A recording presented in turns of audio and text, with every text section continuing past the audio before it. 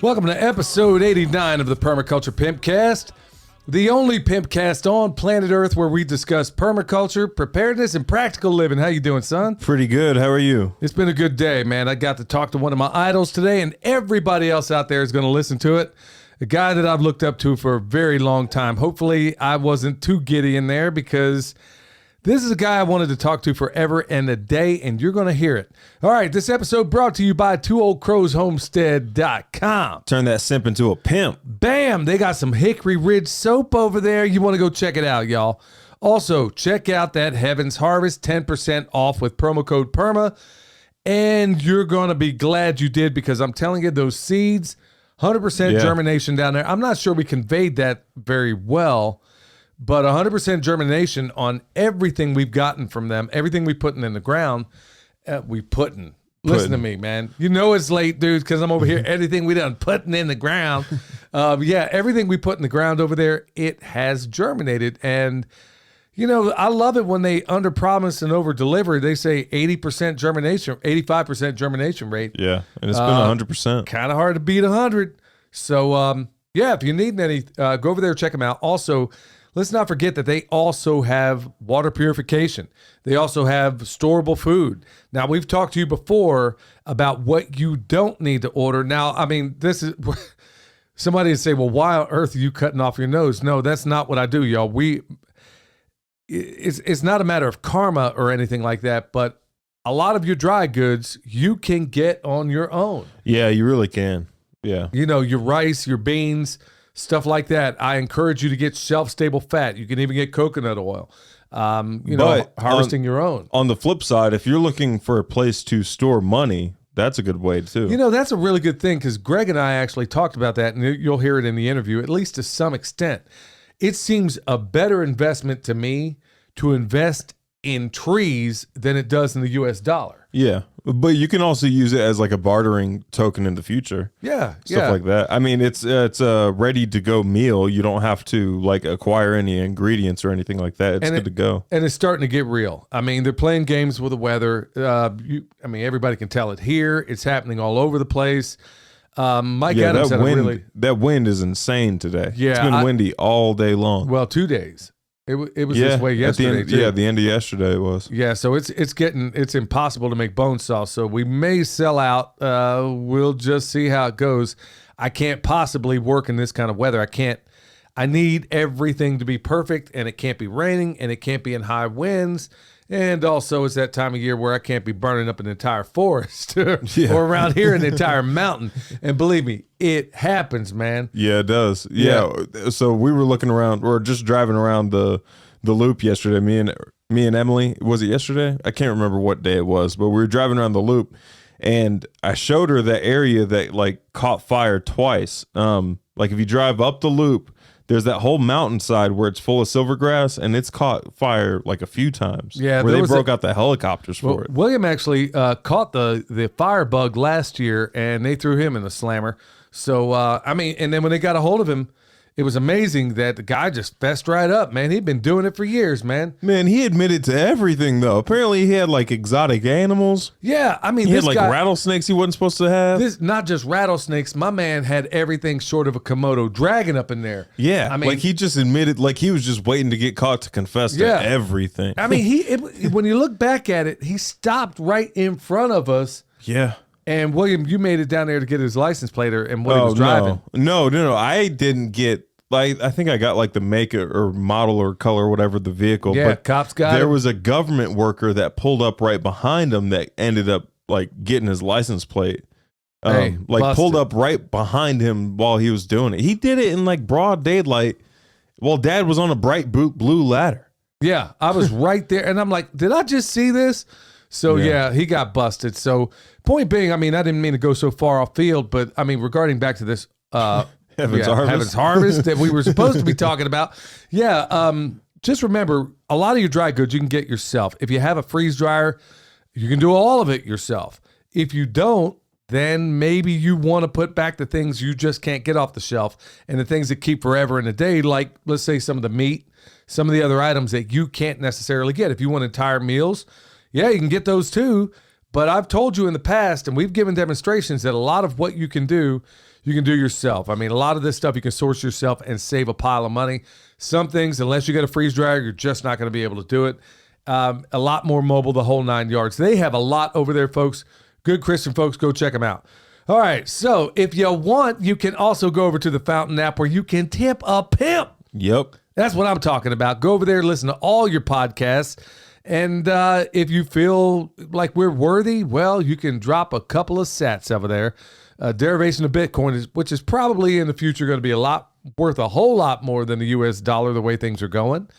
All right, so we're going to jump right into it, y'all. Tip of the day. This is all, to a certain extent, at least in the beginning, all going to kind of meld with one another. I like to make the tip a variation of what we're going to talk about coming up.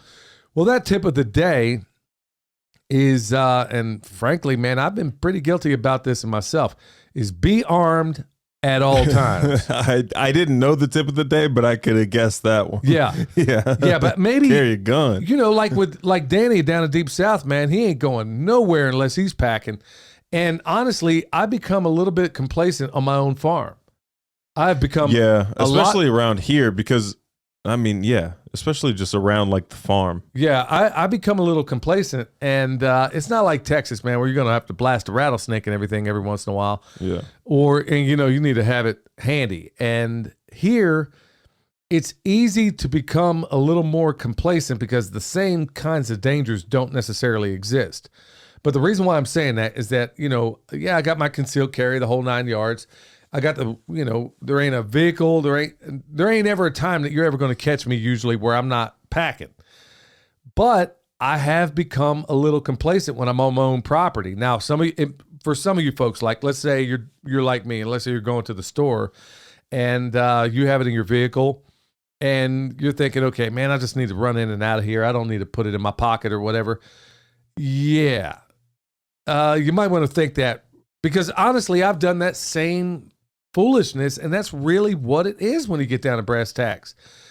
Even on my own land, we talked about today, or at least I talked about in something of a monologue on YouTube that just came out today, talking about these predators out there. And folks, we've raised money for Vets for Child Rescue. We've talked about it a lot. We wear their shirts, and the scourge of humanity. If there's anything on this earth that needs to be eradicated, it's what's happening out there with these kids. But going back to the tip of the day and the complacency, we talked about this van that pulled up in front of here. Yeah. Son, it's not your mom, we're out there gathering up. You were gone at the time, and we're down by the road. I had come back while you guys were still driving around, because I was like, where? I asked Emily, I was like, where did everybody go? And she didn't even know what happened. That's right. So, I guess I had gotten back from jiu-jitsu practice. Well, I'll tell that story. Remind me to get to that in a minute, but I want to make sure, as far as this tip goes, before we'll cover more of that in the farm news. But as far as this tip goes, y'all, even on your own property, you might want to be packing. I know a lot of you guys and gals out there are saying, yeah, no joke. I mean, we always do.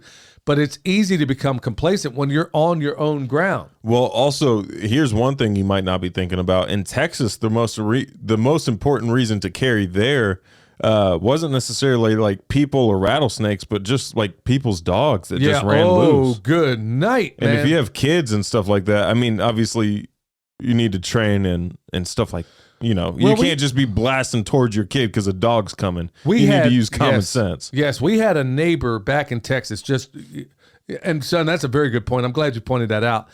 That was the biggest danger in Texas was stray dogs. Yeah, it was never, ever.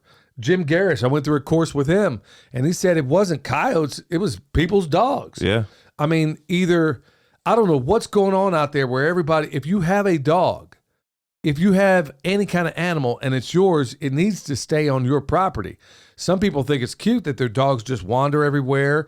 Well, if it's a livestock guardian dog, he's not very effective if he's just running off everywhere. Right. Or if he's a mile down the road eating snacks out of a cornfield. Yeah. Or tearing up somebody's property. I mean, there's some people out there, man, they will absolutely, but man, you got a real good point there, son. Those feral dogs, there was that one at our other property in Texas where the next door neighbor had that. He always had to have pit bulls. Yep. And these pit bulls things, and it's not that the breed is bad. It's just he always picked ones that were off its rocker, which if I was chained up to a post, I'd be off my rocker too. Yeah, if I was chained up all day, on a 10-foot leash, I'd be pretty put out too.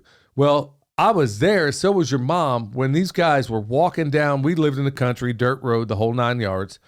These guys are walking their dog down the road. I was there when it happened.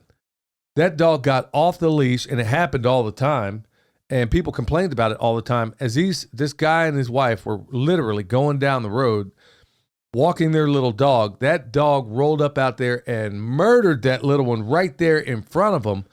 And it was like the hails and wails. And well, anyway, that guy, had he been armed, I mean, he was just maybe from maybe quarter mile down the road on a walk. Had he been armed, well, he could have neutralized that whole thing.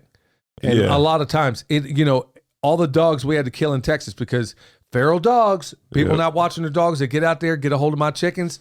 Look, I'm not trying to, I hate to do it, but I cannot have a savage animal over here eating up all my meat birds, man. We had one of them kill 73 of the 75. Yeah. I mean, didn't even eat them, just killed them. Just kept killing them, and got stuck in there with it. Yeah, got stuck in there, and that was not a good day for him. And then it burns me up that I even have to go out here and dispatch a dog. So anyway, y'all, tip of the day, be armed at all times. Remember, stay alert, stay alive, and I can give you a whole host of other reasons why you might want to think about that. All right, straight into the farm news. This last weekend, we had a... We did pig processing out there at Sow the Land, and it was honestly a fabulous event. Fantastic people, wonderful, wonderful people, some of which I had met before, some of them I just met. Man, there was just so many awesome people there, and it was in a small kind of class, which I thought was fantastic, just because if for no other reason, then you can give a lot more attention to a smaller group. And honestly, the price points on these things get people out there who really want to learn. Yeah. There's no photo ops. I mean, you got that sort of thing. But honestly, 2 days, intense butchery, you can really, really get this information out. And there's so few people that you're able to let them put their hands on it. So, man, I know people walked out of there feeling way empowered. And, man, that was a joy. But, hey, if you want to get in on the next one, we got another one coming up this weekend. This is going to be the last one we do this year, y'all. I'll be straight with you. We have a lot of things to get done right here at this property. I could do a whole lot of butcheries out there, but I'm not going to do it. There's a whole constellation of reasons, and in the coming weeks, you'll probably understand the reasons why. I just can't. We've neglected certain things around here, and they need our attention. Yeah. So a lot of people are asking me, hey, I'll catch you at the next one. There's not going to be a next one that I can see anytime soon. And it's not that I'm hanging up my knives. It's just I don't have the time and the bandwidth to get it done because we got other really big fish to fry. Now, I want everybody in the world to know these skills. You should be able to leave this class. I highly recommend that you get home, do your own, and then teach your own classes because you have everything you need to know to be teaching your own classes in these butchery classes. That's exactly why this thing was 2 days. That's exactly why you got the PDF when you go for it. That's exactly why you get the follow-on video where Jason is just an absolute genius when it comes to doing this stuff in a way to where you walk away and you keep the knowledge. Whereas if you just go to a regular butchery, you're only going to get it once. If you didn't see it perfectly, you didn't put your hands on it, well, you're sorry. Better remember everything like Shelly. Yeah, you better remember. Yeah, Shelly from twooldcrowshomestead.com. Yeah. You better remember because she doesn't forget. Man, Shelly should have been a pimp, dude, because pimps don't forget nothing. Dude, Shelly, she'll tell you, say back probably Shelley. Almost word for word. She'll probably get a kick out of that. Madam Shelley. Yeah, get that soap from over at Madam Shelley, the twooldcrows.com. Yeah, Shelley's probably going to send me a little text later on about that. But anyway, anyway, y'all, this next weekend, May 5th and 6th, going to be the last butchery I'm doing this year. So be there, be square. We got a few slots open. You might want to jump on them quick. All right, so other farm news. Okay, so I talked about that new method of making compost, okay? Yep. And folks, I'm going to lay myself bare. I always do, warts and all. I screwed it up. The first pile, I screwed up. So here's how it typically goes.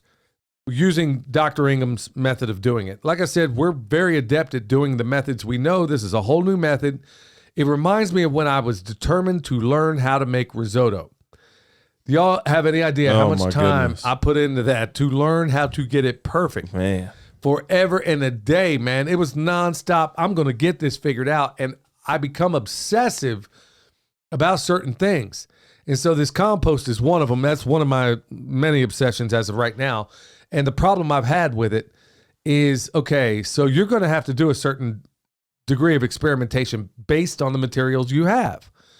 And it just didn't work out as quickly as I would. So I added a little bit of nitrogen to it. Thing got out of control, went a lot anaerobic. That white stuff you see in there is antinobacteria, and that's exactly what I had. Flipped it, wasn't looking so good, overcompensated. All right, I messed it up. So moral to the story is, don't mess it up.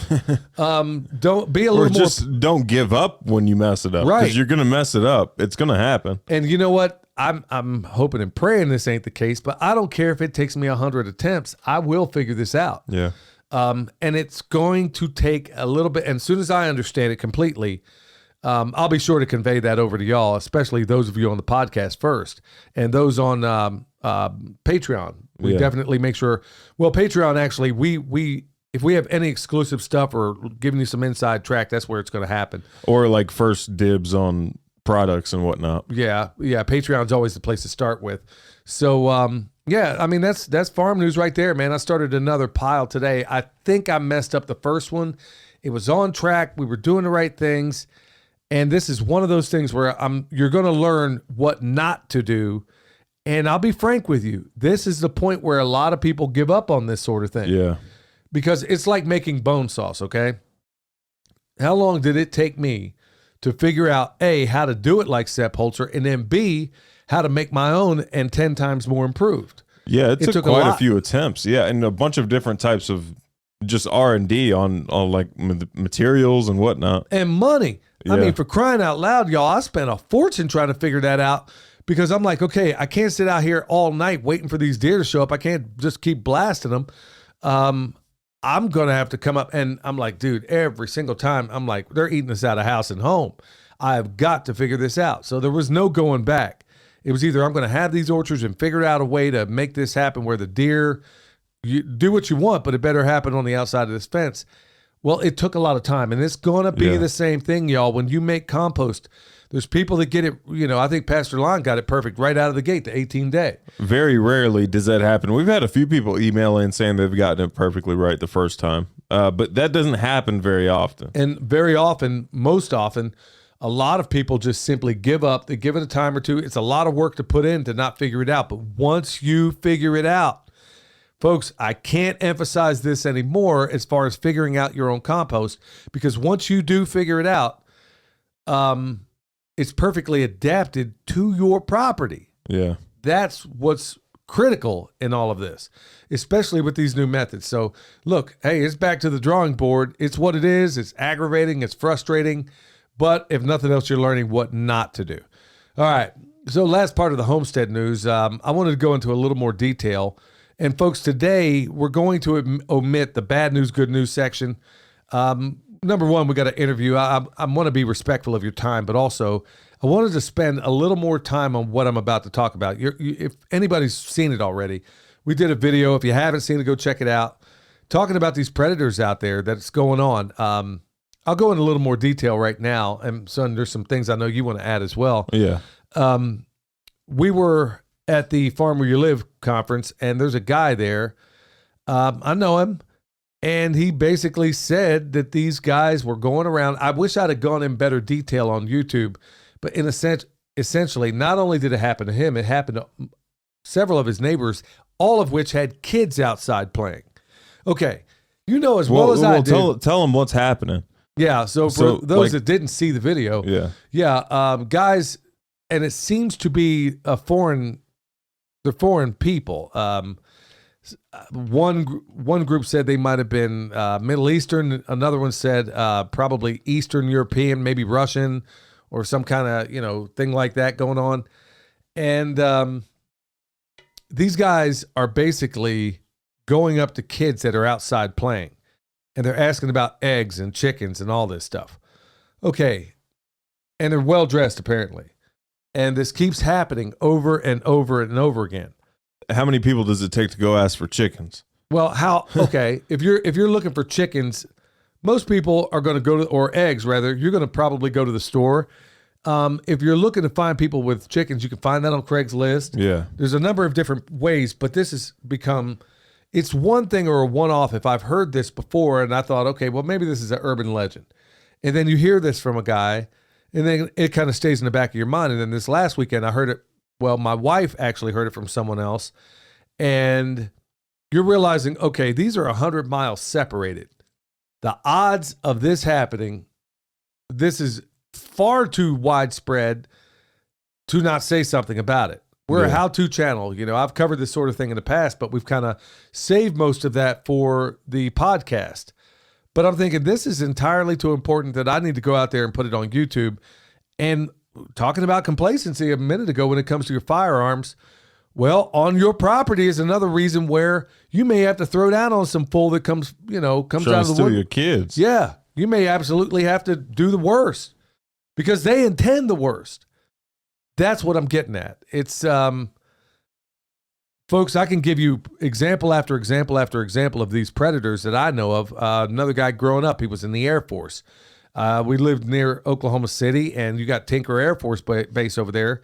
This guy was an absolute evil predator that did some awful things to kids I knew, and he would ingratiate himself, dig this, through the church. Yeah. So he was going to historically black churches, and he would get in there. He'd take the kids on motorcycle. He had this ninja motorcycle or whatever it was, take these guys on a ride on there, and then he would take them fishing. And all this stuff happened to these kids, 3 of them in particular that I knew. And one of them later on ended up committing suicide. And all stemming from this. So it's not just the scars they leave then, but I mean, look, I'll be real. I'm with Andy Frisella on this. Yep. You mess with a kid, into a wood chipper you go, feet first. That's exactly how I feel about this. And on pay-per-view. Yes, pay-per-view. You put this stuff, now I understand in our Constitution there's no such thing as cruel and not supposed to be cruel and unusual punishment. Well, guess what? We ain't been paying attention to the Constitution for the last 100 years. So, also, this ain't unusual. This is what's supposed to happen. This is what's supposed to happen. I'm down with that, man. If you mess with kids. I'm down with that. There's a number of these things, and then Amber Alerts. I'm like, so it all struck a chord. Amber Alerts out the wazoo all of a sudden. Well, which seems odd. So the other day I got, within like a 48-hour period, I got 8 Amber Alerts about the same situation, like over and over and over again. I wonder if it just seems odd that I have never gotten a repeat of the same Amber Alert before in my life. And for me to get 8 of them about the same situation that's like 2 hours away, it's not even near here. There's nothing I can do about it. Well, they may be traveling in your direction, but I get your point. But yeah, it just seems odd for them to all of a sudden start sending out multiple ones as if they're trying to annoy you to the point where you just turn the notifications off. That could very well be the case. But what I find most alarming out of all of this is, the typical things that these pedophiles and these people, these child predators, and honestly, folks, if you knew the full extent of what happens to these children, it is the most ghastly things that you can possibly imagine. Now, I don't want to get on this podcast and talk about this, but look, this is real stuff. You have got to be prepared, even on your own property, where some of us take things for granted, like that van that your mom and I saw the other day. Creepiest thing we've ever collectively, either one of us have ever seen. But the sad thing about it? I was like 30 feet from the truck. Yeah, I got all kinds of everything I need out there in that truck, but it wasn't on me. But and it's like they're going towards rural areas now. Like this isn't an area that you just stumble upon. You don't just drive through this area to get somewhere else because you can't. This is your last stop. So like they're going to rural areas. Just because you're in a rural area doesn't mean that you're necessarily safe or that you're not, being subjugated to the evils of the city and whatnot. And that's why a lot of people got out of they want their kids to be able to play outside without any concerns. That's part of the reason why so many people move to the country.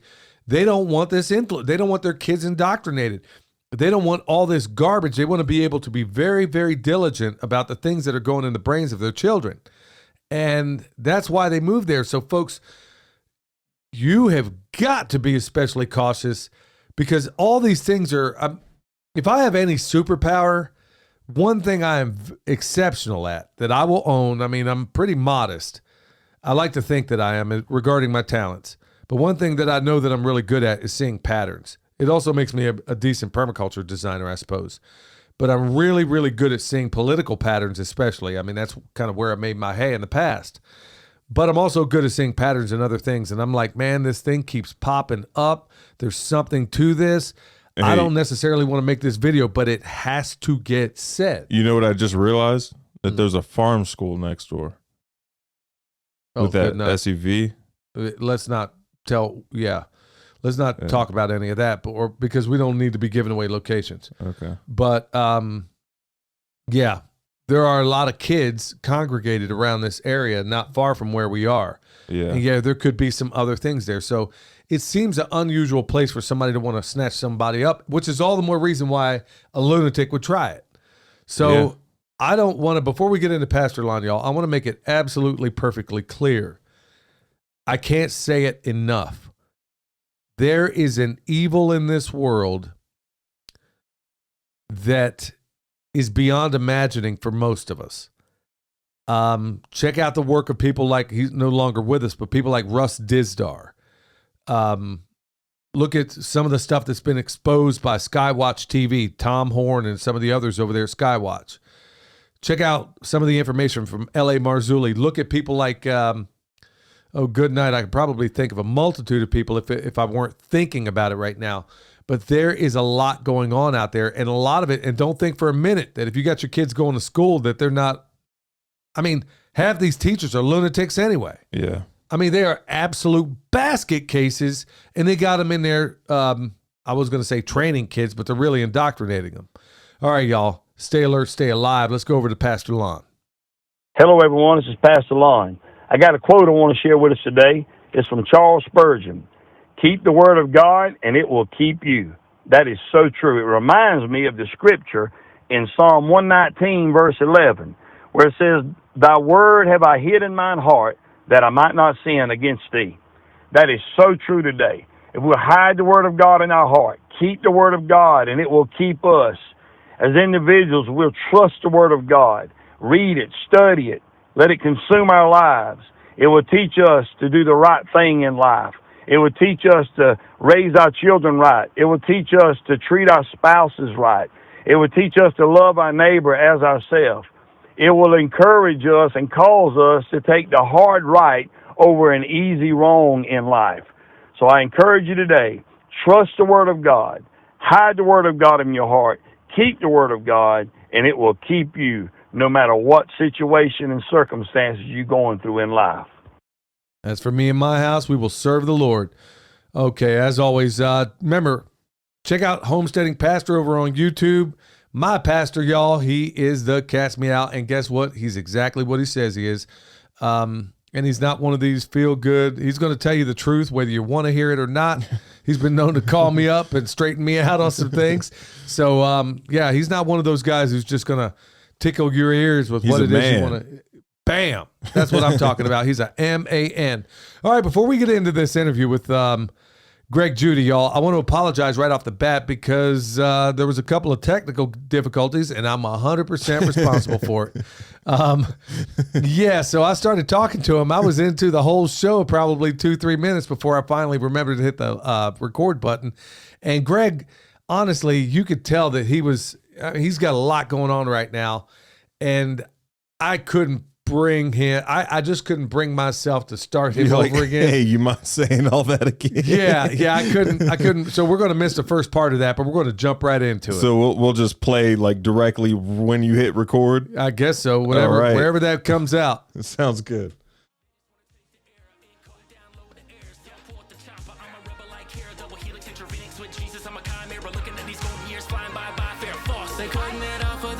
Analytics they used to recruit you. Yours a painting that sets on your Sun Tzu. They don't want an individual, just a carbon copy. True spitting that manicotti, yeah, I'm talking saucy. All they want to build is a prison world full of pet Tamagotchis. Let me kamikaze, got me out of body like I'm Goku SS3. The land, but to control it. And so what this guy was talking about in this article was leasing. Leasing land frees up equity. And, you know, today land prices are extremely inflated, and yet we can still get leases if you're in the right part of the country. Now, if you're 3 miles outside of New York City, you're not going to get a lease. But, you know, there's rural areas still left in America where you can go get some economical leases. And so that's what we've done. We started out with no money, and we started leasing land, and then we started getting paid to graze other people's cattle. So for somebody that doesn't have nothing, but you have a work ethic, that's how to get started. Lease the land and then get paid to graze other people's animals. Folks, what's just as great and awesome as his books out there, and I highly recommend everybody get them because he can go into much greater detail in a written format than he ever could on a YouTube. You just did a series of videos recently, what to do if you just get 5 acres right off the bat. And in a nutshell, folks, I'm getting blown up every single day in the email saying, hey, we have what Joel Salatin calls the homesteading tsunami. And record numbers of people are realizing that this living in the city stuff just ain't working out. And they decide they're going to live out of Alan Jackson's song, and they've gone country. And then all of a sudden they find themselves out here on 5, maybe 20 acres that they found, go get a ton of animals, you throw them out there, and then you get yourself in a bind, and then you wind up right back in the city because you didn't know what you were doing. Well, Greg, in your books and in your videos, you showed chapter and verse in a much better way than I've ever known how to do it, where you did it over pretty much a 4 or 5 part series. In a nutshell, can you kind of spell that out? And then I want to get on into your books. Yeah. So, you know, Billy, there's so many people out here, you know, they don't have 1,000 acres. They don't have 100 acres. They're starting with 5 or 10 acres. And so that series I did, it was like a week or so, probably 2 weeks ago. I highlighted the steps that a homesteader should take when you first get that 5 acres. Everybody, you know, they've watched maybe some John Wayne movies or, oh, you got to have this and you got to have that. And I'm like, no, don't go buy all this stuff. Get your fence. You got to have fence to hold your animals onto the land. And so that was series 1 was, you know, getting a good perimeter fence. And I explained how to do that economically. And then number 2 is water. You've got to have water for your animals. And if you're going to graze, whether it's 5 acres or 500, you need water out there placed around that farm to allow you to rotate those animals. And so that was, in a nutshell, that's a real short explanation of what I did. You broke it down in a way to where you were kind of critical of yourself, thinking that you went on too long. I thought you did it in the most concise way possible, where you started, okay, you got the land, now let's put out a perimeter fence. And then let's go ahead and start doing the other things that seem like common sense to me because, you know, I've been doing what you've recommended for years, even though you and I haven't formally met. And folks, all of you out there that are thinking about, okay, I'm going to get into this space, go to Greg's YouTube channel right now. And right after you subscribe, well, you're probably already subscribed to mine, but you really, really need, I've been begging you folks for over 2 years now, you need to go over and subscribe to Greg's, because to a certain extent, those of us out here that are trying to do good work are to a certain extent being suppressed by the powers that shouldn't be. I mean, the last thing they want you to do is know how to feed yourself. So that's exactly what you ought to be doing. Greg, I want to tell you real quick, briefly, how your first book literally changed my life. And good night. I mean, there's no way I'm going to be able to encapsulate it in the biggest way. Particularly chapter 14. I'm not going to expect you to remember that, but chapter 14, I'm going to hold it up here so the folks can see it. Resisting the New Trucker. And that isn't the only chapter in that book that changed my life. I'm going to tell you another one here in a minute that actually changed the way I acquire property. And it was based on what I learned from you in that book. Everything about the way I did things in my life changed as a result of your first book and then also into your second. But I want you to talk because you've Another big thing out there that seems to be a big hanging point for a whole lot of people out there is that they think they have to go out and spend the bank on getting all these things that you just flat out don't need. And you have been screaming this from the rooftops, not only in your books, but also in your YouTube as well. You want to talk about debt and why people feel like they need to go out there, go build a barn, go do all these other things? Yeah. So, it's, I don't know, it's kind of in our makeup to have a new truck and, a guy, he's got to have a new truck, you got to have a new four-wheeler. And of course you need to have a new tractor and all this shiny paint. It makes you feel like you're a farmer. But what it does, it puts you as a slave to this debt. And so what I did, Billy, starting out, every single dollar that I could save up, I bought livestock with it. And I got myself out of debt. So I had all these workers, I call them four-legged workers, and they all run by eating solar energy grass plants. The plants are catching the sunlight and converting it to a saleable product, beef, mutton, or lamb, whatever. And so I've got a bunch of workers out there now, and they're all paid for, and they work for me 24 hours a day, 7 days a week, and they don't go on strike. All they ask for is to be fed and moved. And so we don't do any tillage. We're not ripping the soil open. We're letting the animals trample the forage on the ground. And the carbon, we're getting tremendous amounts of carbon trampled now. Well, the more carbon you trample on the ground, the more deeper soil you grow, the more plants you can grow, the more animals you can stock. And so Jan and I today, my wife and I, we have 19 farms. And they're all, we own 5 of them now, but the rest of them are all leased. So we walk our animals. We walk our animals from farm to farm to farm. We don't trailer them. And animals like to walk. And so I tell people, if you got 5 acres, look across the road at your neighbor. Is he mowing 3 or 4 acres over there? Go ask him if you can run some animals on that, and so look around the neighborhood. If you can walk animals down the road to get them there, go for it. That's what we did. So we got ourselves out of debt by staying away from metal. Metal does not pay you. Live breathing animals do. Put your money in those. Especially these days when you can't even think about touching a vehicle for any kind of, a decent price. I mean, you seem better off in this inflationary environment to put your money in trees, in animals, and things I can ultimately eat. Yes. That's what I tell people is, we are in the solar energy collection business.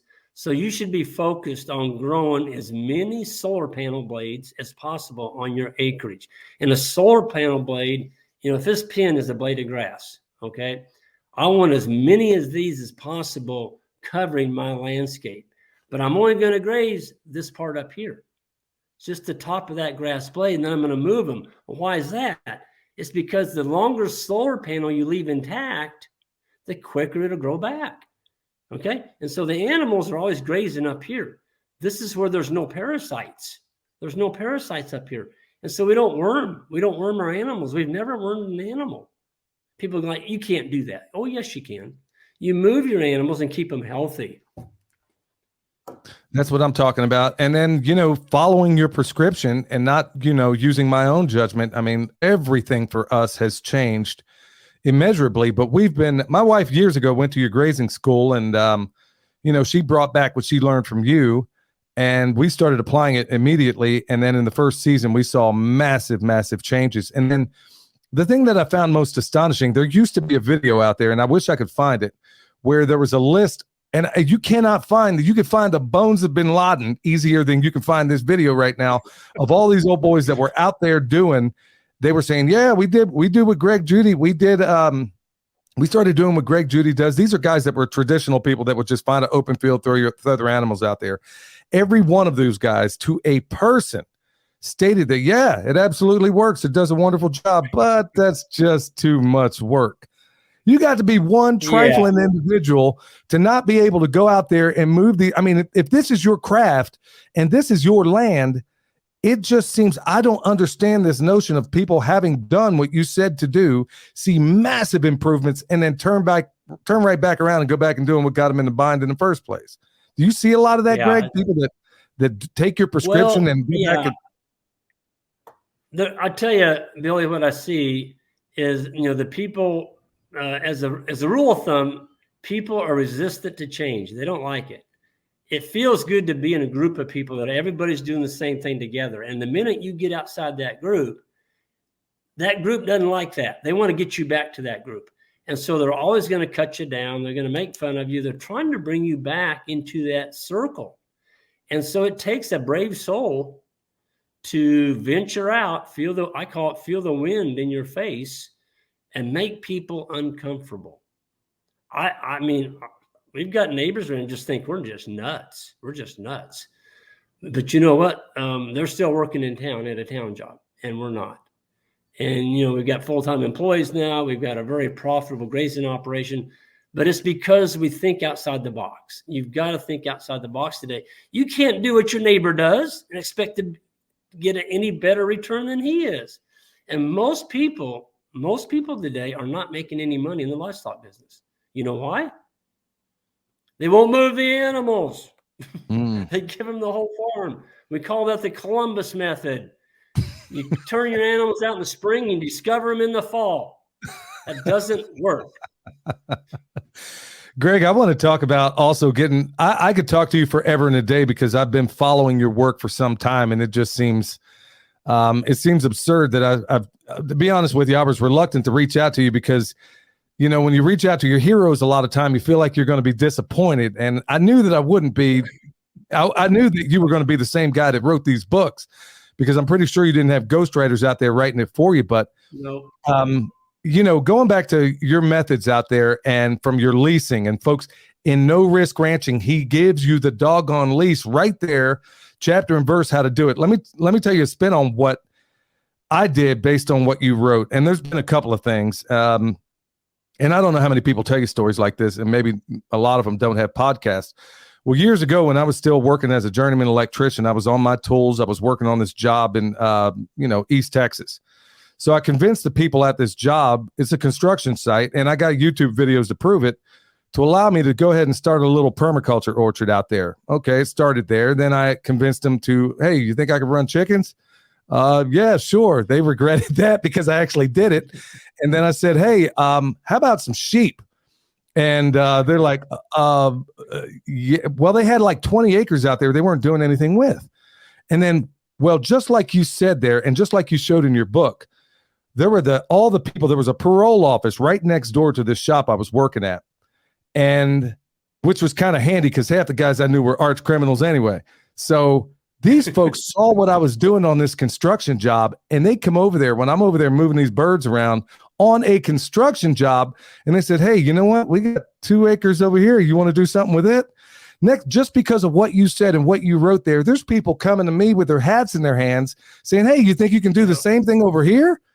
And had we not moved, I mean, I would probably have 100 acres of land I don't even own that I'm farming, all thanks to what I learned from you. So I can't thank you enough.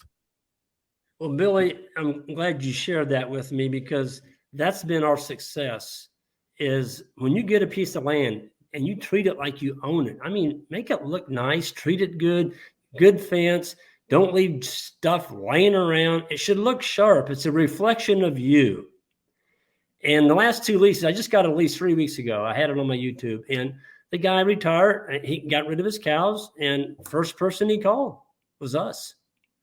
In December, we got another farm, same deal. They called us. I did not call them. And so when you have a good management system and you keep your farms looking sharp, don't overgraze them, healthy animals, you're raising healthy meat for your local economy and friends and neighbors, people are going to start searching you out. And that's what happens. That's exactly what did happen. Let me tell you another thing that happened too. And it's all, I mean, this is the power, y'all. Books are less important for what they say than for what they make you think and do. And he has those kinds of books where I'm sitting here looking at these examples, and I can't wait to get into his latest book because there's a couple of funny overlays with his life and mine too. But also, Greg, in that same chapter, folks, if you're not seeing it, first of all, I want to turn you on to that book, No Risk Ranching. Okay, go back to right here, chapter 14, where he's talking about resisting that new truck urge. Okay, when I read what you wrote there, Greg, it made me think, okay, well, if that's the case, if Greg's right, then I know a whole lot of old boys that have brand new $60,000, $70,000 automobiles, mostly pickups, from where I was living in Missouri and Kansas at the time. We've lived all over and farmed all over. So I'm thinking, okay, you know what? I wonder if I can use Greg's trick in reverse. Because if I know if this old boy is up to his eyeballs in a truck payment, I bet he's got land I can get if I just kind of take care of that truck payment. So I've read that chapter. I swear, Greg, this is exactly Hiawatha, Kansas. This is where I first did it, and I've done it 2 other places since. So I'd go to Craigslist and I'd go find, I'm trying to find a place to live and farm and do whatever. Yeah. So this old boy's got 10 acres out there. And the second I go out there to look at it, he meets me out there. And sure enough, he's driving a brand new F-350, all the bells and whistles and everything. So here's what I did. I took a page literally out of your book, and I'm thinking, okay, I looked at it, turned back around, went home. I didn't do the lease agreement because I was thinking, okay, I need a place I need to actually own. And so what I did, and I've done it 2 more times since, and both times successful, all thanks to what I learned in your book, was I went up to him. I said, okay, I know this is what you're asking, but you know as well as I do, bank ain't just going to loan you money on bare land. They're only going to give you 50% loan to value, right, if with no structure on it. So I said, here's what we do. I'm going to give you your asking price, but I ain't paying no interest. I'm going to give you $500 down, have a real estate attorney draw this up. I'll pay you $500 a month. So instead of amortizing this thing over 30 years, I paid it off in 4 with no interest, no nothing. And I own that land all because I knew that dude had a truck note and couldn't afford it. That's why I put the land up to begin with. So I took what you wrote in that book and I said, okay, I'm going to use this. And I've done it 2 more times since that time, getting other pieces of land because of what you wrote in that book. I'm like, okay, all these old boys with these truck notes that I know they can't afford, all I got to do is pay part of that truck note and I can get this land. And it's worked like a champ for me every single time. So I, once again, can't thank you enough, Greg. Well, that's awesome, Billy. That's you're using exactly what I wrote about, and that's awesome. You've taken it to another level. I don't know if I've taken it to another level, but you inspired the notion of going out here getting this land, and so we've been able to buy land all over doing that very same thing. But I got to say, folks, if you're not Greg, you've talked a lot about debt, and I could go. You know what? I know you got a limited time, so I'm going to move on to the next thing. As far as I want to get into your latest book, Comeback Farms. We could talk hours just on that one alone. His latest books, ladies and gentlemen, is Greg Judy's How to Think Like a Grazer, and it's got a subtitle as well. Greg, there's one thing in there. There's so many wonderful things in that book, and I love the fact that you have a lot of color pictures in there. The one thing you talked about with your mom and growing up and how all of y'all share the bathwater reminded me of my time growing up because I'm the second to the youngest out of 6 boys. Yep. And I'm like, okay, most people, the young folks, are never going to understand what that meant. No. That's right. But I did. Throw the baby out with the bathwater. Yeah, it did. Yeah. I gotta ask, and I can get carried away because, like I said, forever and a day, I can go on about all the wonderful things I learned from you and what I've done with them over these years. And it seems a tragedy that I'm just now getting to talk to you. But I wanted to ask you what your inspiration was to write that book. The other 2 are exclusively, your other 2 books are exclusively about farming, what to do, what not to do, your mistakes, how to do better. And you've covered a lot of that here too. I'd like to know what your inspiration was for this book. Well, the third, my latest book, there was a lot of really, bad mistakes that folks can make starting out. And I wanted to highlight some of those. And I think one of the biggest things in that book, the latest one, is be careful. Be careful who you select as your mentors. Because I picked out what I thought were some awesome mentors starting out, and it dang near cost me my livelihood. I mean, it almost took me off the farm. And so when you get out there and you start mimicking somebody and trying to follow what they're doing, make sure they're successful what they're actually doing, because it can be covered up. I mean, if they have a town job or if they've got a wife that has a really good inheritance or whatever, it looks like they're just cranking. They're really doing it. They're not making anything. And so you've got to be careful who you emulate. And I warn people about that because I made that mistake. And so, that was one of the many, and there's other topics in there too, Billy, but that was one of the main ones that I wanted to cover in that book. It's easy to do. It's easy to do. I noticed a couple of times you referenced Ian Mitchell Ennis out of South Africa. Yep. I mean, you even dedicated your previous book, if I'm not mistaken, Comeback Farms, to him, and the incredible things you learned from him. Why specifically? This is a rhetorical question, but I think it would be a great benefit to the audience. What is so special about Mr. Ennis that that holds you in such high regard for him? Well, first of all, you got to realize where Ian lives. He lives in, South Africa. It's a very tough place to ranch. He gets about a third of what we get for our animals when he sells them, and yet all of his input costs are the exact same as ours. So the rand over there, that's their currency. It takes at that time it took 13 rand to equal $1. And their taxes over there. I mean, he's paying 40 to 50% tax rate. Good. And there's night. a tax man beating on his door every month. You don't pay taxes by the year over there, it's by the month. And so if you're running a shoddy ship and you got leaks all over your ship, in other words, you're not doing things correctly on a ranching environment, you're not going to make it. You're going to get taken out. And not only has Ian made it, he's thrived. And that's because he's been focused on holistic management, mob grazing, letting the animals do the work. And Ian was the first one that told me I wasn't a grass farmer. And it kind of shocked me. I'm like, what do you mean? I consider myself a grass farmer. He said, no, you're not a grass farmer. He said, you're a microbe farmer. And I'm like, what do you mean? And so he took it another layer down. Healthy soil grows healthy grass. Healthy grass grows healthy animals. Healthy animals grow healthy people. So it all starts in the soil. And so I went on a journey as soon as I heard Ian speak. And I started learning more about holistic management and mob grazing and this litter bank he was talking about, building a good litter bank. And, basically using animals as a tool to reclaim these farms that we've got. And one of Ian's favorite quotes is, how many tractors have you seen after having a baby calf? You don't. I guess that says it all. Yeah. And so he's got millions of quotes like that. And so Ian always challenges me every time he comes to our farm, which he'll be here in 2 days. We're doing our spring grazing school, which is actually sold out. But Ian always challenged me what we're doing around here. And he likes to make me feel uncomfortable. He'll challenge me. And at first I didn't like it. But now I welcome it with open arms. So I'm always asking Ian what he sees, because he's a unique individual. You can put 100 people out here in my pasture, 100 different people, and then walk Ian through there. He's going to see things that those other people don't see.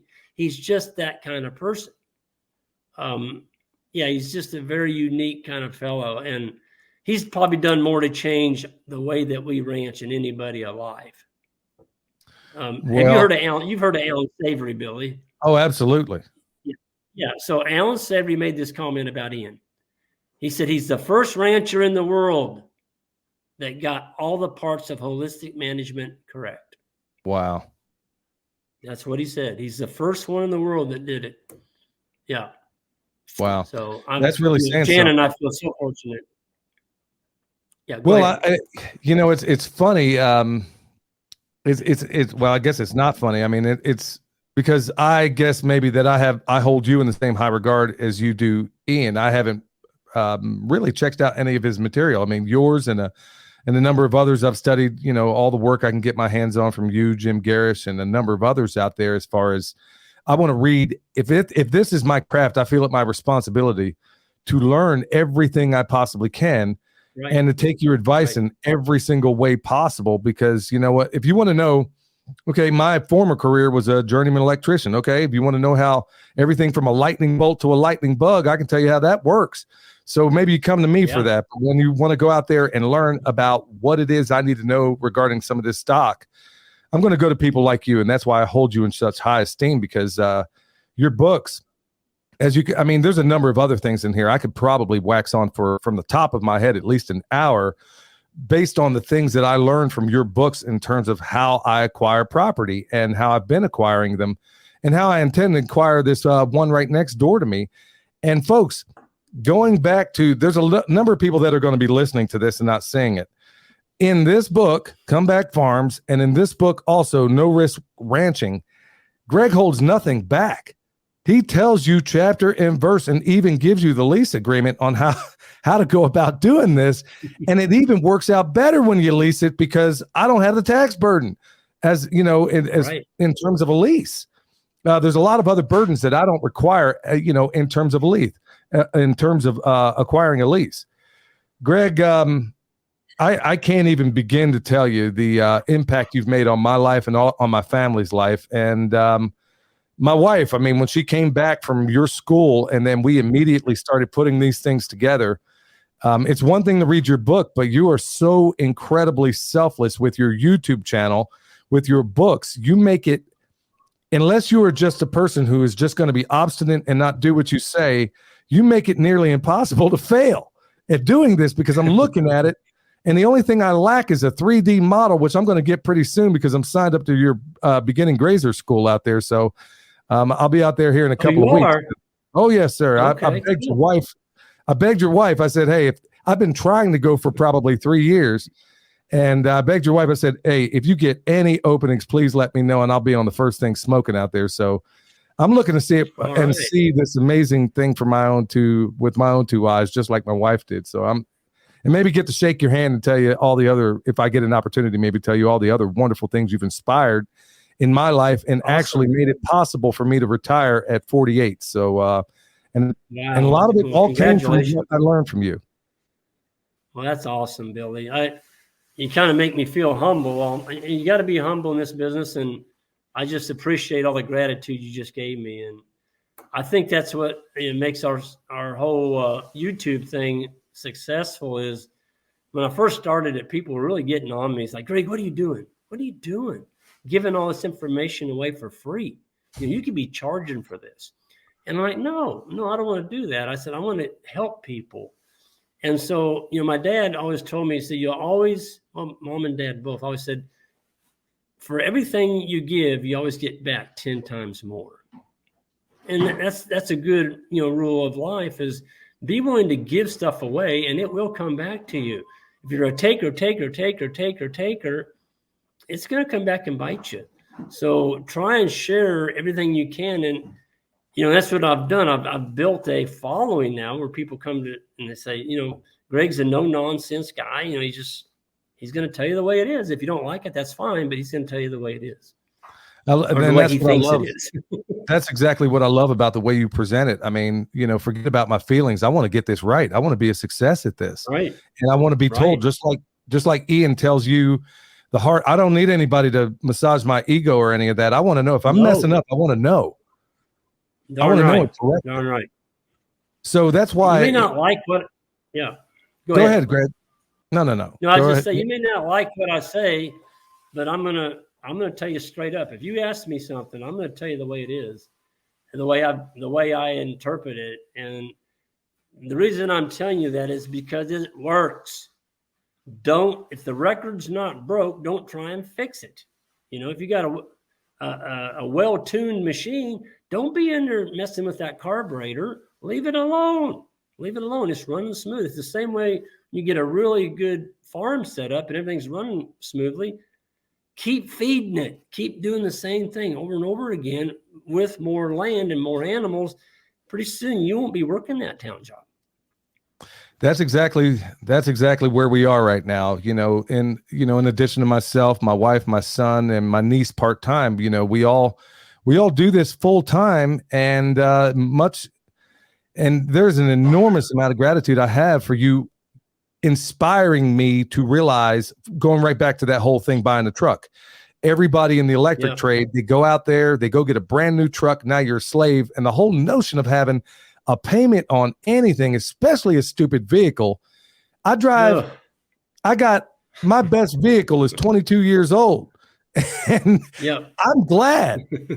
And you cover all that, folks. I highly encourage everybody out there, go to Greg's website, order these books. Everybody, you keep asking me, what do I recommend when it comes all things grazing, and honestly, valuable life knowledge out there. Also, how to acquire land, how to rent land. I just told you what I've been doing forever and a day based on what I learned from Greg. He wrote about one thing and I used it to maybe, go out and get myself some other land. And I still own that land, by the way. So, folks, there's tons of stuff out there. But Greg, I want to thank you so much for your YouTube channel, because you offer another way of doing that. But before we get off here, I got two more things, man. I know you got a lot to do, and so do I. I got to get out here and deal with some compost and whatnot.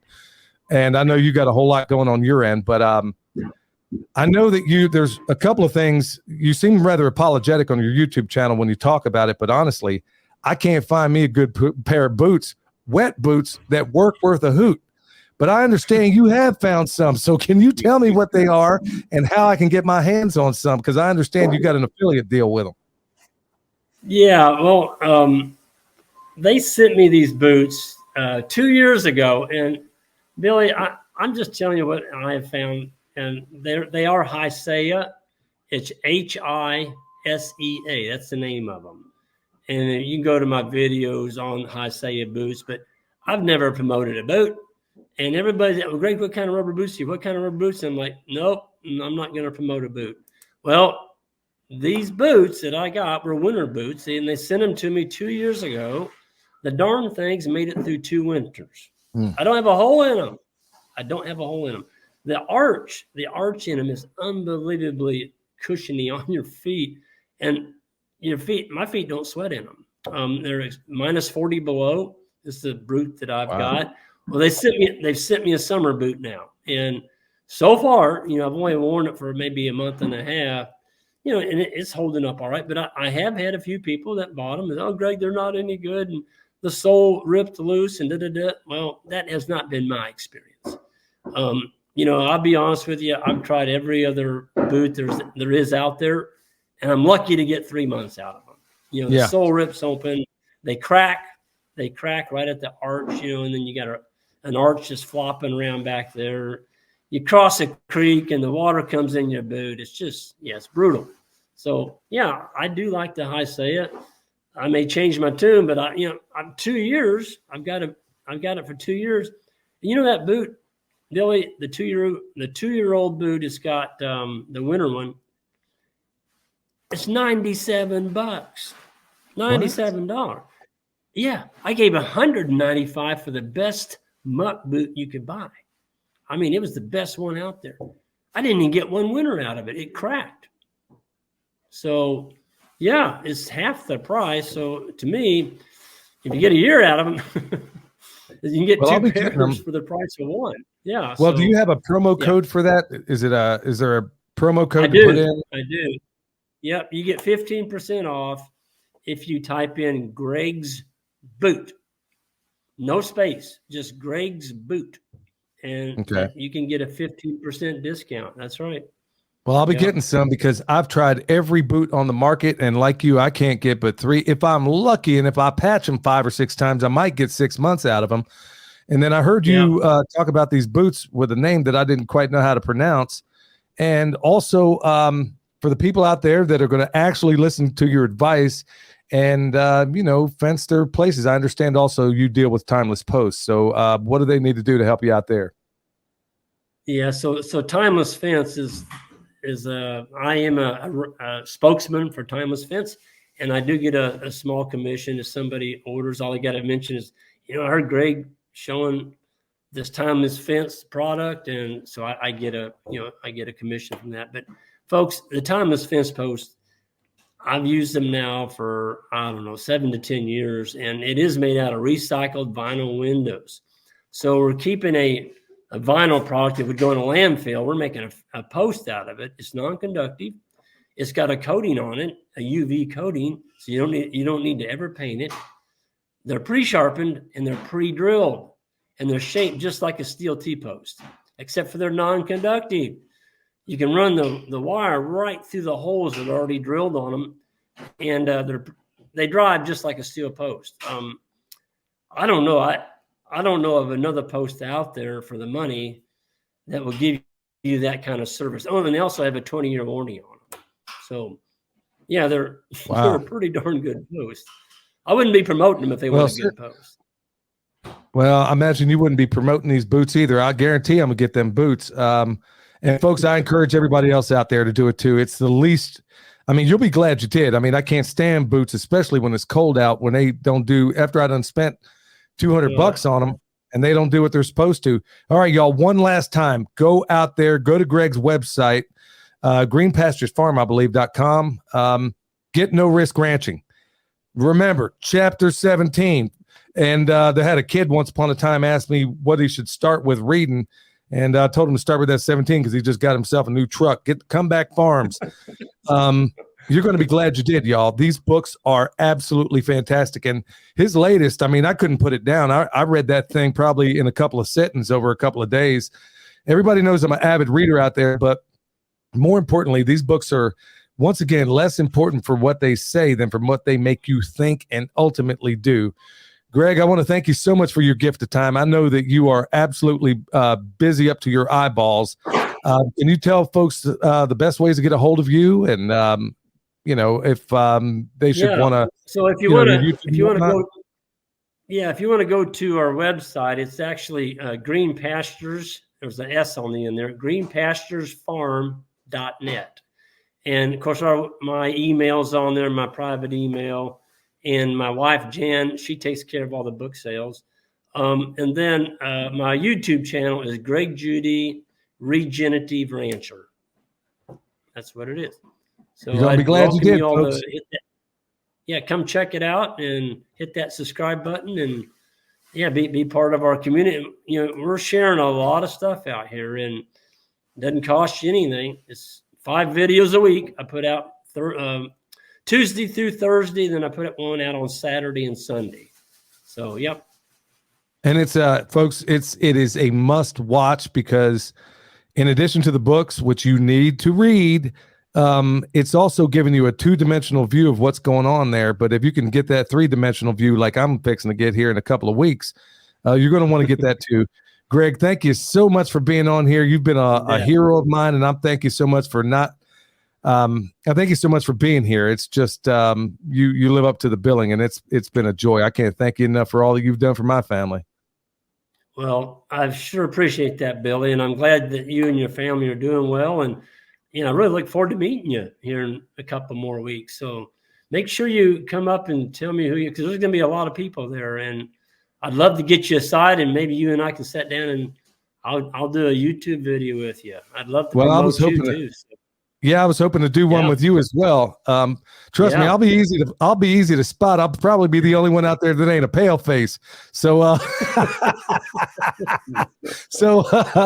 you'll pick me out easy enough. Thank you so much for being on here, Greg. Everybody worked up about Elon. Buying Twitter like he gon' save us. Left and right, squabbling while he got chips for your heads, calling him courageous. No bueno. I answer to no one, start calling me NATO. Digital cheese on the way, though. Get you a bowl of Alfredo. It's a woke summer. I need another booster before I hit the beach. I don't know why, but that song cracks me up every single time I hear it. Yeah, so does the artwork, the album art. Yeah, it just It shouldn't. I mean, it should be something of a tragedy. I guess it's dark comedy. All right, y'all. EMP Shield, $50 off with promo code PERMA. Do I really need to tell you about the need for having one of those right now? For me, I'm not looking to go shopping if something jumps off. I just need to get myself back to the house. And better still, I mean, the way things are getting in this world, I feel less inclined to leave.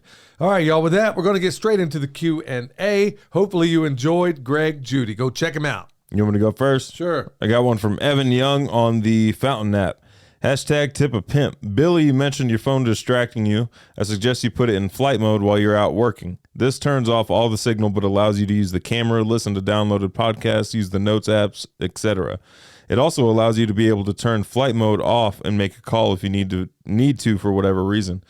The bigger issue is that we don't have service outside the house, and you get a flood of messages or like notifications and stuff like that once you enter inside the house. Like outside of the house, unless you're on top of the mountain, you don't really get service. No, you're not getting any service out here. Yeah, you have got to be in very precise locations, and one of them's on the top of this mountain. Outside of that, but no, I do appreciate it. I mean, is he talking about airplane mode? I think so. Okay. Yeah, flight, airplane. Look, y'all, I can barely operate this thing as it is right now. It's essentially in airplane mode whenever we leave the outside of this house. Well, there's times where something will get through. It's just, I'm getting to the point. I'm really, really getting closer to the point where I'm about to leave this thing in a box.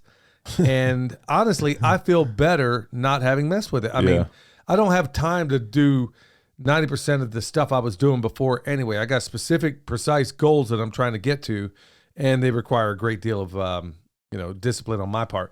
All right. Right here from Derek says, I was watching your YouTube channel. I appreciate your knowledge and ideas. I saw your sheep tractor. Wonder where you were able to find it. Well, right here in this garage. That's right. Mom, your mom. My mom. Yeah. She welded it, and it was basically a off version of the sheep tractor company out of Waco, Texas. Now, there's other people out there that have replicated these things. They gave no attribution, and I know exactly where they got it from. Yeah. And that's exactly where it was, sheep tractor company.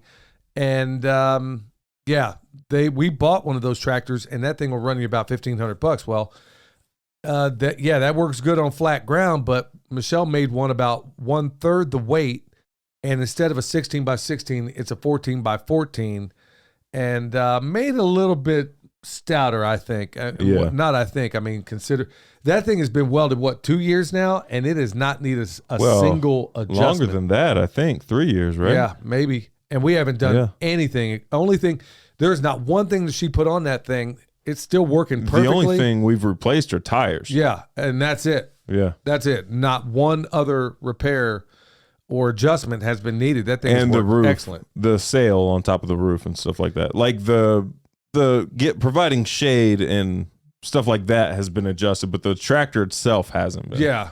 So we've come up with different designs for the top, but outside of that, the superstructure is absolutely fantastic. I got one from Jed on the Fountain app. If you're chainsawing alone, please take something with you. A two-way radio, anything. Too many guys get needlessly pinned.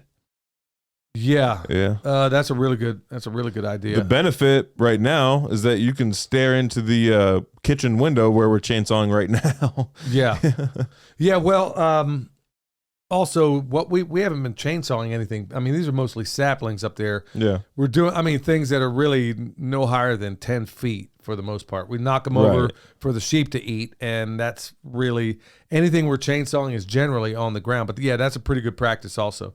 Let's see here. Sue, let's see here. Just finished watching your Man in America interview with Seth, and I'm very interested in learning about permaculture. Do you ever have volunteers work on your farm? If so, I'd be interested in helping out a day or two a week. Just so you know a little bit about me, I'm a very responsible, able-bodied 61-year-old woman currently working part-time and residing in Asheville. Ordinarily, well, I got to be honest with you. Right now, the answer is we get a lot of these requests. And for those out there, we would love to have people buy. Right now, it's just not a wonderful time.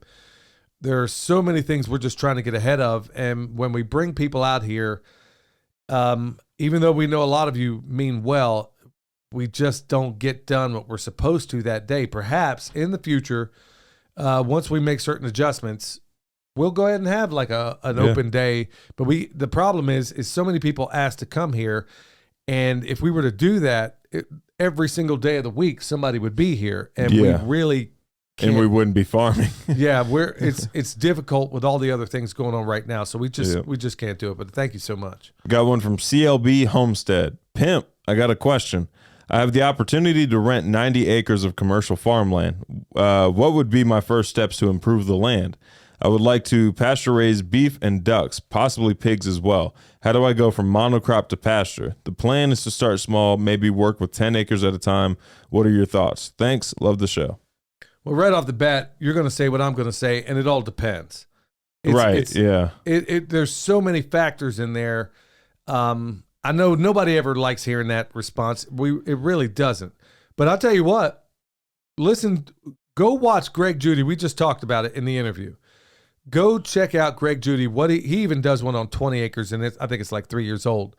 But check out the video that he does on 5 acres, like what you start with if you're going to be working with animals. Yeah. He does it, I think, a 4 or 5 part series. Is it roll out hay?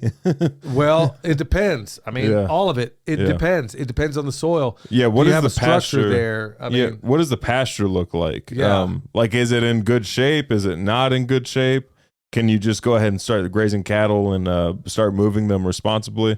But yeah, Greg Judy would be a good source to learn how to move them responsibly too. And if that's even what you want to do, but as far as where you start, it's difficult. Where Greg started, I mean, I'm right there with him, man. I'm all about a perimeter fence. Oh yeah. And you could do 5 wire, high tensile, something like that, where it's a little, less expensive. You could do woven wire the way we've done it.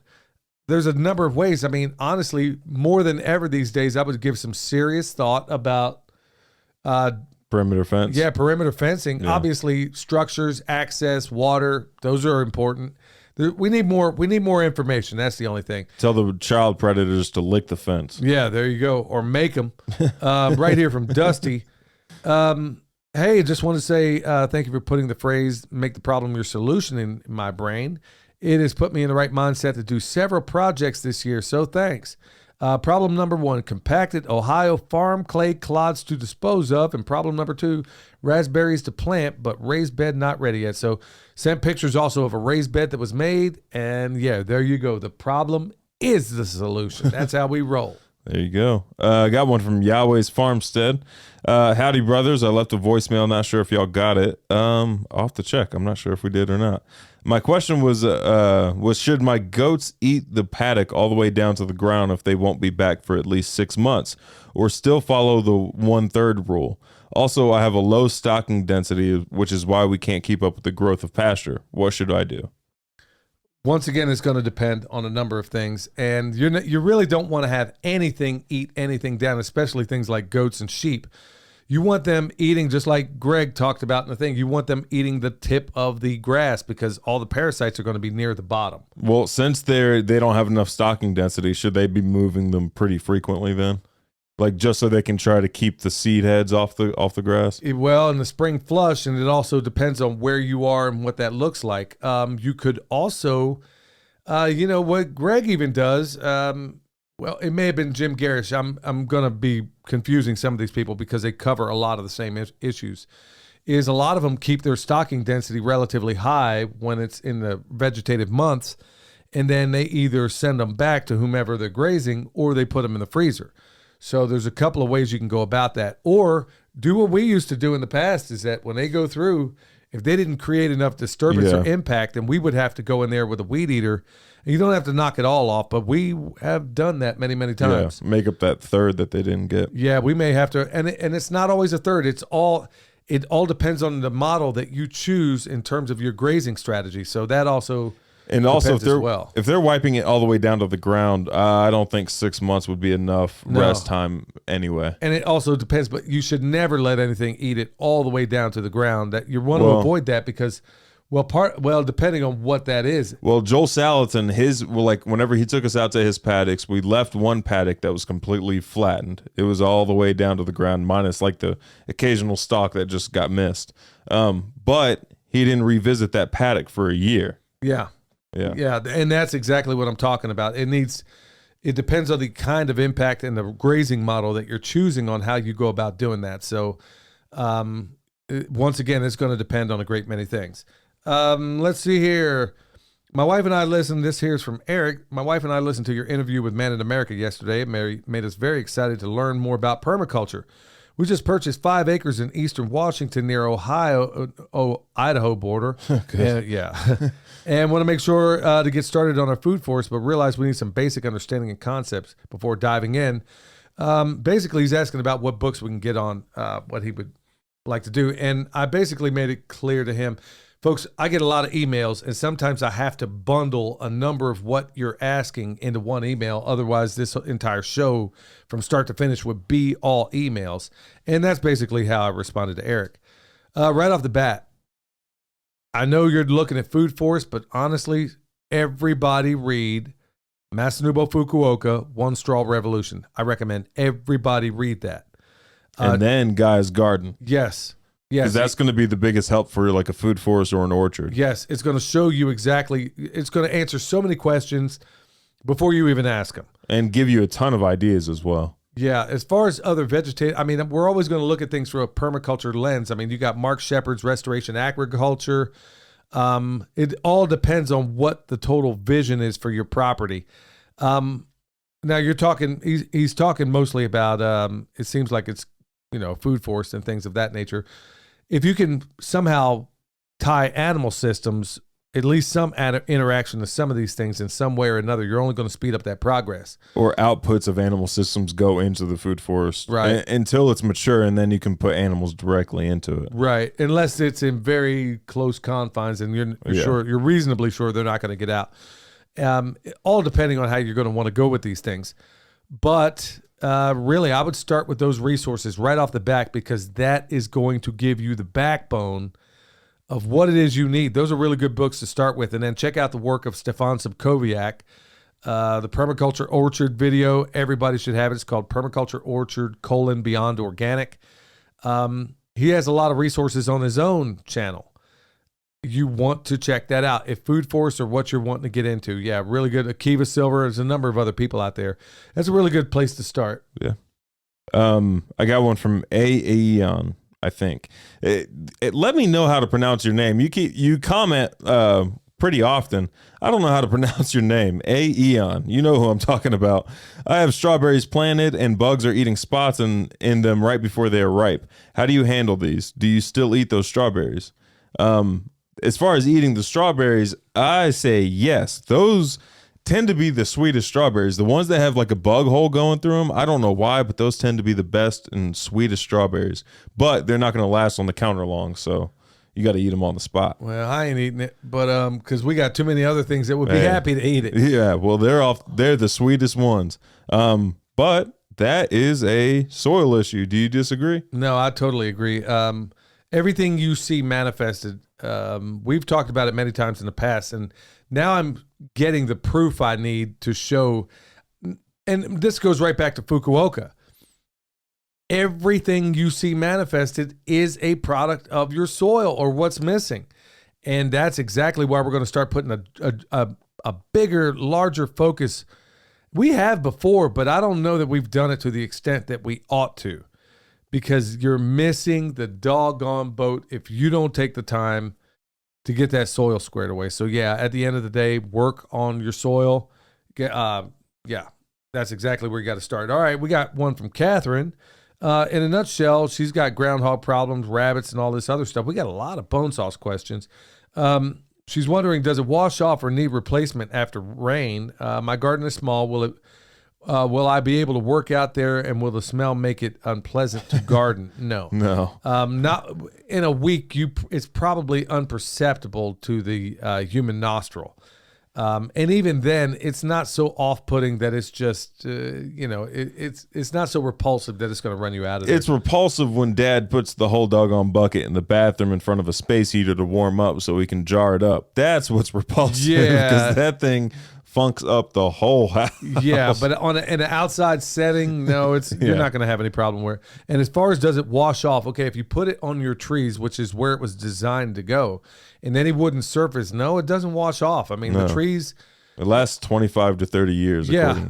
Well, I think that also is dependent on the size of your trees too, because as the girth increases on there, well, it only stands to reason that maybe that stuff is going to dissipate. But no, I haven't had to reapply it on a single tree, and I put it on first time 3 years ago. So far, no negative downsides at all. But a lot of people were asking that question also. So thank you so much for asking. What do you got, son? This is from the YouTube channel. Permaculture Pimpcast is linked down below. This is from David Brathbone. Also, we are still waiting on that rap battle David the Good challenged you to, Billy. Apparently, there's a comfrey rap battle that David the Good challenged you to. Yeah, well, we're gonna have to get in contact with Joel. Yeah, Joel Thomas from Van Tesla. Yeah, I'm not much of a rapper. I guess when I was a child, maybe I thought, oh, I'd like to do that. I'm not much of a rapper. David, man, if I can work it out, I'll do a Mary Had a Little Lamb. You know what? Instead of doing a rap, maybe I'll do a poem. Everybody's a poet these days. Everybody's a stoic. Everybody's a poet. Everybody has tattoos. Everybody has all these other things. You got to grow a beard first. Yeah, I got to get a hipster beard. Yep, yeah. Got to get that. Got to make sure it's unkept. Maybe I'll go ahead and do that. But right now, I just don't have any mental bandwidth to even come up with anything that rhymes. Just up to my eyeballs and so many different things. All right, we got one from Tammy. She's asking in a nutshell about consultations. Look, we can't really handle most of those right now, y'all.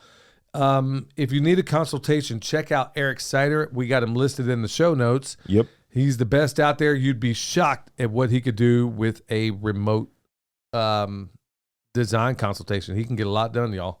Yep. I got one from Gorilla Insurgent 7441.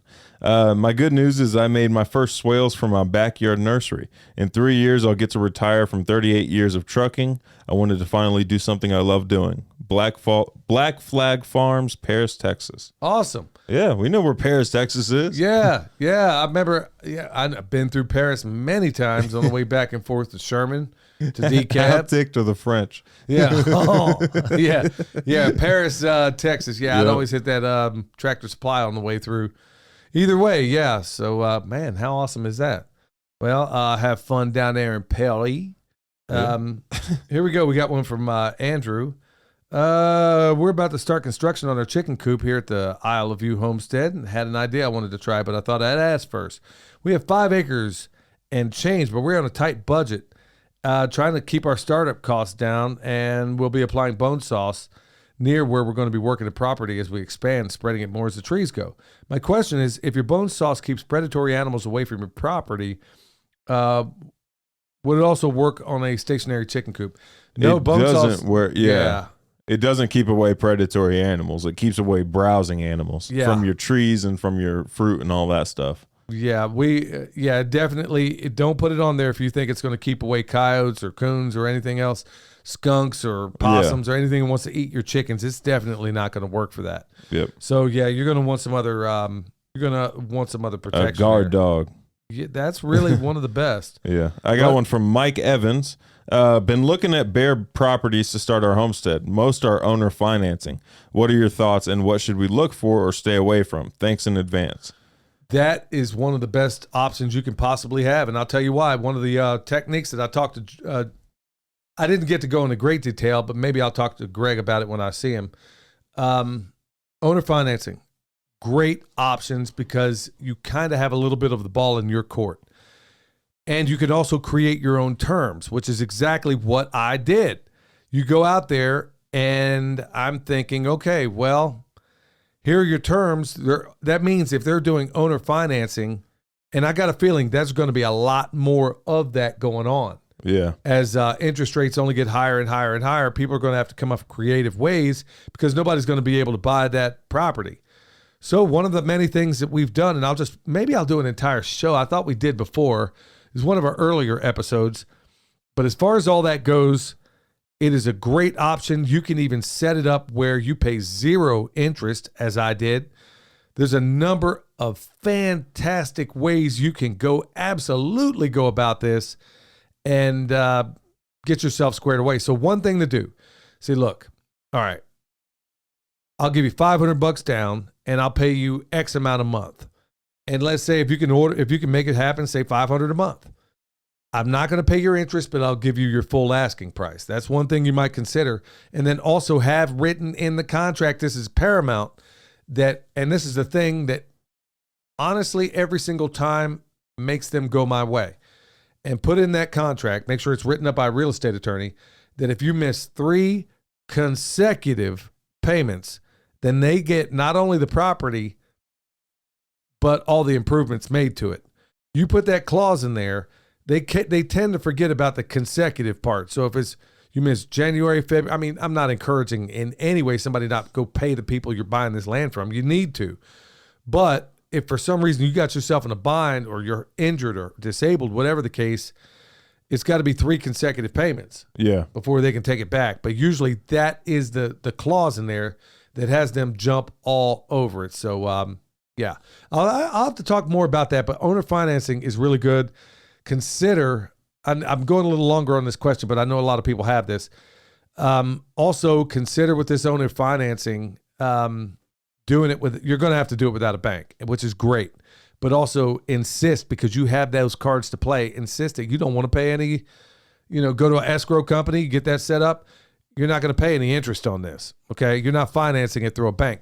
And I'll tell you what else you'll find out. When you buy land that way, you're going to ask yourself, how is it I got to amateurize a $100,000 home over 30 years, but I could buy a $100,000 vehicle in 6 or 7 years? Yeah. That's what you find out when you do owner financing and when you set up the right deals, is that amateurization, you're getting robbed of 30 years to Sunday, okay?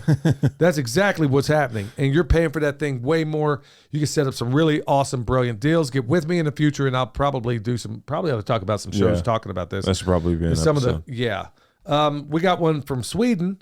Rickard. Yeah, they got your name. Thank you so much for reaching out, and all the other international people out there checking us out. Yeah. Said I found your podcast, and I think I'm on episode 23 or 22, 23. I have a lot of great information. I have a question about comfrey. Is there any way to dry it so I can feed it to my hens during the winter? Yes, indeed. Yeah. We do it all the time. It's called comfrey hay, and they will absolutely love it. We basically gather. This is why I say we cannot grow enough of it. We keep it as, fodder in so many different ways. They eat it all year long. I fed a bunch to the neighbors' donkeys today. Yeah. While I was harvesting comfrey roots. But you can absolutely take this stuff. We lay it out, dry it out. As soon as it's dry, we bundle it, wrap it with some twine, and then you can stick it in the barn, whatever the case may be. Someplace dry out of the sun. Yeah, you can cut the entire stalks off if you want, hang them upside down. There's so many different ways to go about it, but yes, we absolutely positively do that. Yep. Got one from Two Turtles Homestead. That's Jim and Kathy over there in Bybee. They have their own YouTube channel. Glad to find the podcast on YouTube. Good to see your faces. Congrats on the success. Look forward to following. Simulcast to Rumble. Also, we dumped faux news in 2020 entirely. Yeah, I'm right there with you. Yeah. Yeah. Yeah, anybody could see where that whole thing was going, and wish the best to Tucker Carlson, and I hope the guy's legit. I hope he has I'm sure there's some clause in his contract where he's not allowed to speak for a specified period of time, but I have a whole theory on that. I think that they're just so the fourth turning is happening. They're trying to usher in, it's a battle right now between who's going to win the fourth turning. They're ushering in their secret agents in right now, making it seem as if those people are on our side. So that way, whenever we're in the next age, we're trusting people who are now lying to us. Wouldn't shock me. They got a head start on it. It seems like that's what they're doing with this Don Lemon, with Tucker Carlson, with a lot of these characters that seem to be on Rumble now. And I'm not accusing Rumble of anything, but it seems like this is where these people are congregating. Interesting. All right, so we got one here from Samantha. She just basically gave an amen. There are diabolical people that exist everywhere to harm others. There's been a lot of response on that, and the intention was to fully just make everybody aware of what's going on. Speaking of international listeners, I got one from Susie Q7790. Hi from Sydney. Thank you so much for the laughs and regular doses of inspiring wisdom. Learning so much from you both about gardening and permaculture as I repeatedly fail while daring greatly. Regarding turpentine, you'll be surprised to know that pure gum spirits of turpentine is simply the essential oil of the pine tree, a traditional, cheap, incredibly powerful medicine or simple caliber to I'm not sure what that is. Both demonized as toxic to distract the public from, miracle mineral. To distract the public away from their use in self-healing and empowerment. Also very different chemically from mineral terps, Perhaps look into Dr. Jennifer Daniels to learn more. She's the modern day expert in its uses and benefits. Love and gratitude to you all. Wow. That was a lot of information there. Yeah, a whole lot there. We got, let's see here, Ruben is naturopathic doctor. And basically trying to do some really awesome stuff in this world. And they're asking if they can come by for a visit. I'm afraid not right now. We got a lot going on. We get this question a lot, and we're just going to have to maybe find a field day or a fun day or some kind of day where we can do that sort of thing. But right now we just can't possibly swing that. I'm serious, folks. We just can't have anybody by for the foreseeable future for a whole bunch of reasons. Got one from Christine Natvig, 2313. You guys are a hoot. I must look like a crazy nutcase when I'm driving because I'm laughing so hard all by myself. Well, I'm glad. Don't crash. I mean, don't do any of that. That's part of what we're trying or what we attempted to do from the outside. We're still. It seems like in this first 100 episodes, we're trying to still find our voice. I mean, I feel like we're getting closer and closer.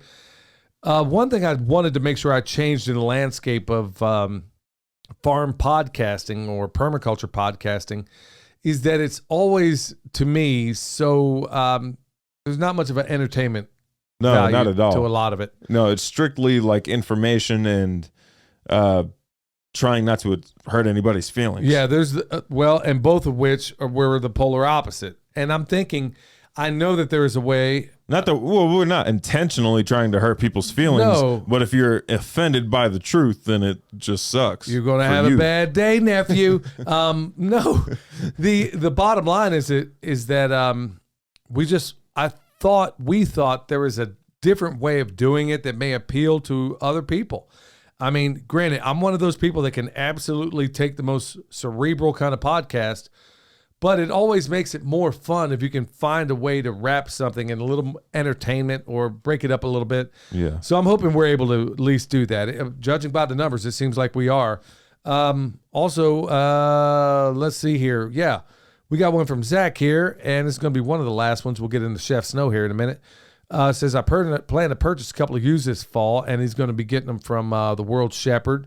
Says they get about 10 inches of snow per winter, and they can get into the single digits up there where he's taking them in Illinois for short periods of time. Rain is moderate through the winter. Okay, there is that sheep tractor. Also, I would get sheep maybe better acclimated to your climate. Like if you get 10 inches of snow, they're living in an area that they've never seen snow before. Like we picked them up in, when was it, January? Yeah, we picked them up in January, and they didn't have much of a winter coat on. And when we picked them up, they had it was cold outside here, but it wasn't where they were in South Carolina. Georgia. You could find stock close to you. I'm quite sure of that. You could almost certainly find something that's closer.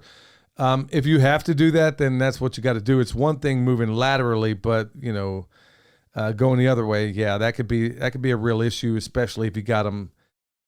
Greg Judy's might even be better acclimated because they have to push through snow every once in a while. Yeah, and plus, you better believe they're going to be down to single wire. I mean, these guys are definitely broke to polywire. All right, so let's see here. I got one more real quick from Chef Snow, basically in a nutshell, because we're coming down to the nitty gritty on this.